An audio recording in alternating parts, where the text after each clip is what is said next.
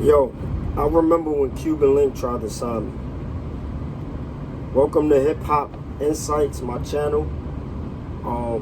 This title, My Hip Hop Journey, Stories from the Bus. I remember when Cuban Link tried to sign me. So, I want to get into this title, man. I remember when I was younger, I was always rapping. Same thing as the French Montana joint, but Cuban Link was a little more closer. So I remember rapping, and we used to have ciphers and shit like that. And I remember I had a cipher. It was a dude, Axel. I'm not sure if Fred the Godson was there that day, but it was a lot of people. And it was right on Simpson. And I had the cipher. I'm rapping. And, as I'm rapping, I'm saying lines like, I make your man flip.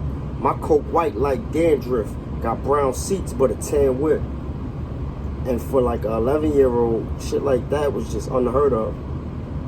So I remember Axel rapping. He like, yo, he said, throw $1 in the microwave, call it a hot single.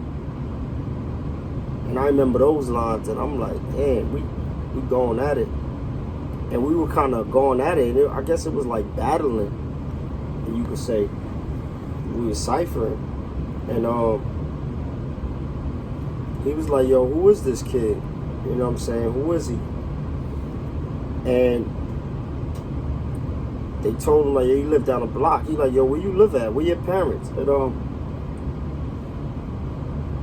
I jumped in the car with him. He told me, get in the car. It's me and my brothers. He like, yo, where you live at?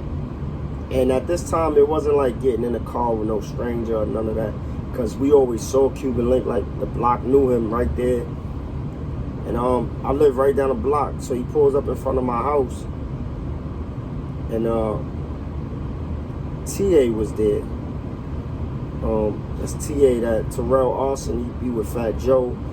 Allegedly now he's not with Fat Joe no more. I don't know what happened with their relationship, but he used to be there, TA. And he was in front of the building dealing with this girl, my neighbor downstairs, young girl named Angie. They was around the same age. This the time Fat Joe and Cuban Link had beef.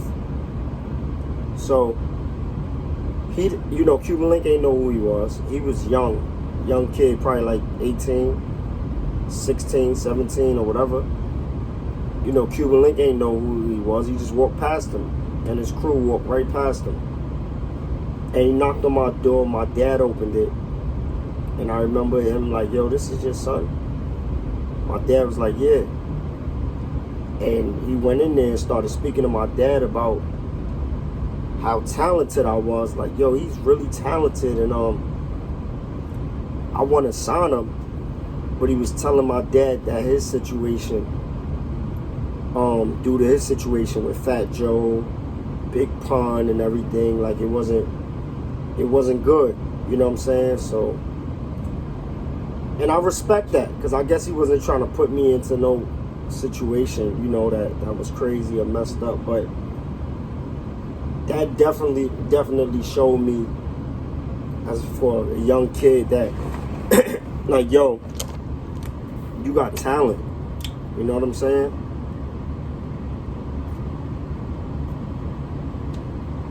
You got these men knocking at your door,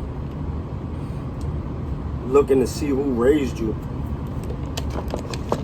because of your talent. And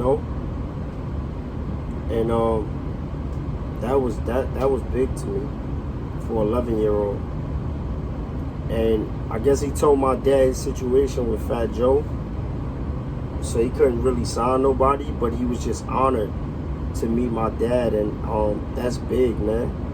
Goes a long way. So shout out to Cuban Link, forever locked in behind that. And that was my story with Cuban Link. So I got more stories, hip-hop stories from the bus. Like, share, subscribe, comment below, hit the notification bell. Let me know what y'all think. And we out. Peace.